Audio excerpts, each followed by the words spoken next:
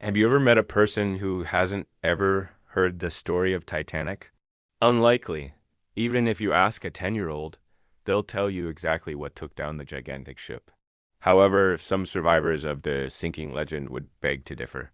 Here's one of their stories, and it has nothing to do with an iceberg. Armenian publicist Vaghinak was 25 years old in the spring of 1912.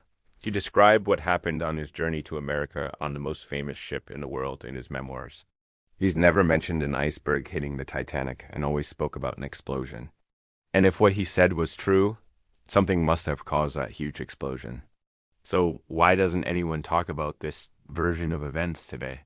There are many versions regarding the sinking of the Titanic, but the most popular one is still the one we all know by heart. It goes like this. In 1911, the White Star Line decided to build 3 large passenger ships, which were to be the largest and most luxurious in the world.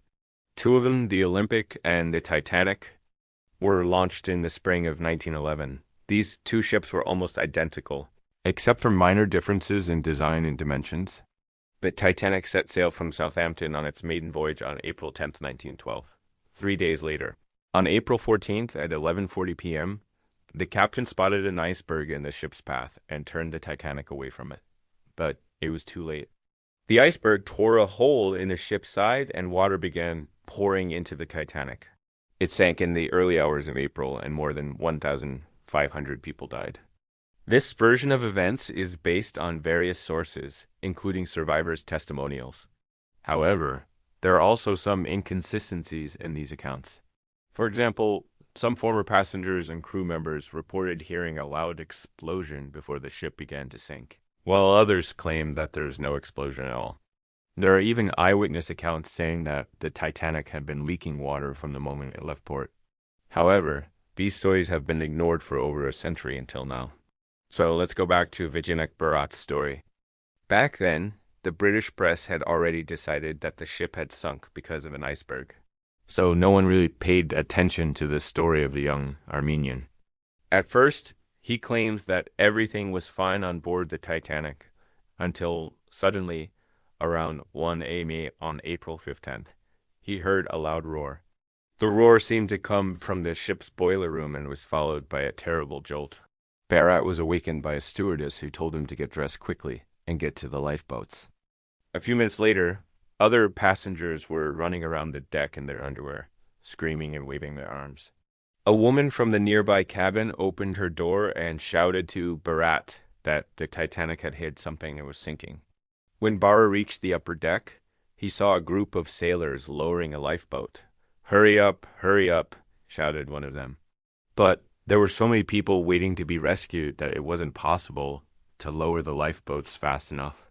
Moreover, people were constantly trying to break through the blockade and make their way onto the lifeboats. Some managed to do so and jumped into the cold water. Byurat waited for his turn for about 15 minutes and then decided to take a chance. He found a piece of plank lying around, got into the lifeboat, and tried to pull himself up. But when he climbed out of the boat, the Titanic was already quite a bit further away. So when the lifeboat arrived at the captain's nearby ship, the lifeboat crew refused to help him, thinking he was one of the Titanic's crew members. Fortunately, another ship then arrived and helped Byurat aboard. The next morning, he saw pieces of wood from the lifeboat floating in the sea and understood that he was lucky to survive. But throughout his life, he couldn't understand what exactly the Titanic had hit. In fact, there were several theories back in 1912 as to how such a large ship could have sunk. Back then, it was believed that the Titanic had struck an underwater rock or sandbank.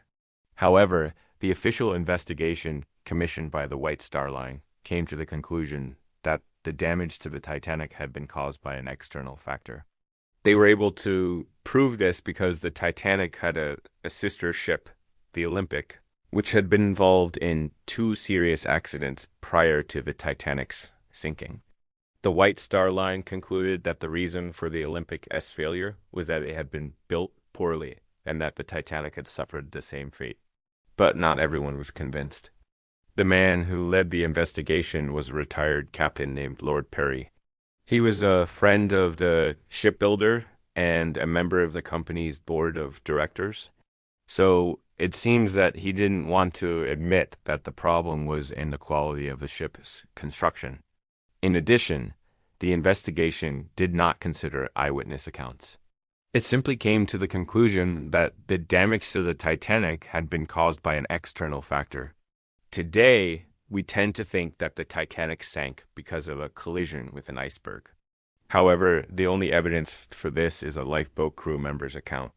His name was Frederick Fleet, and he claimed to have seen an iceberg in the sea before the Titanic hit it.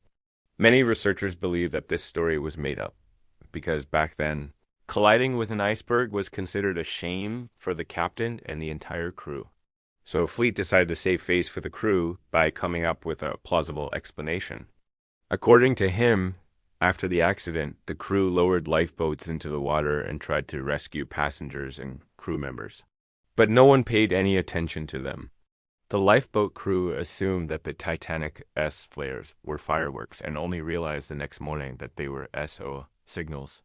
However, according to Byurat and several other survivors, the crew did try to rescue passengers, but they simply couldn't save everyone. The captain probably realized that there was no point in calling for help because there were no other ships within a 30-mile radius. So there was no one to call. But why did the Titanic suddenly explode? In fact, there are quite a few theories about this. One of them says that the Titanic exploded due to a coal gas leak. It's known that the Titanic had a serious fire in the forward cargo hold between April 12th and 14th. Maybe the fire damaged the ship's gas cylinders or something else. And then when the ship started tilting, the gas cylinders exploded. Today, we know that this theory is not true because the amount of gas produced during the fire wouldn't be enough to cause an explosion. There's another theory that the explosion was caused by a collision with a sunken ship. It could have happened, but it's unlikely. The depth where the Titanic sank was charted, so the crew knew the route well. It's hard to believe that they would suddenly find themselves sailing over a sunken ship. And finally, there's an adventurous theory that the Titanic exploded because of sabotage. In 1976, an author named Morgan Robertson wrote a story about the sinking of the Titan. In it, the ship is destroyed by a secret weapon invented by an evil scientist. This weapon is an ultrasonic emitter that makes steel structures crumble. But how does it relate to the real Titanic? Well, Robertson claimed that he learned about this weapon from a former U.S. Navy officer named Wallace Rife.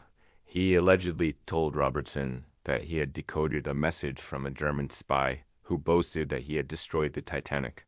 But in 1980, it was discovered that Rife had sent that message himself and that he was the one who was boasting about his supposed exploit. In addition, experts calculated that the ultrasonic emitter wouldn't affect the Titanic at such a great depth. So this theory is also false. In fact, there were no explosions on board the Titanic. If Byurat hadn't seen what he claimed with his own eyes, he might have believed the official version. But he always insisted that he had seen the Titanic explode. Maybe this version of events has remained unknown for so long because the memories of the tragedy were somewhat faded. But perhaps the eyewitnesses of those events didn't want to remember the horrible details of the tragedy. What do you think? Let me know in the comments. That's all for now. See you soon. Bye.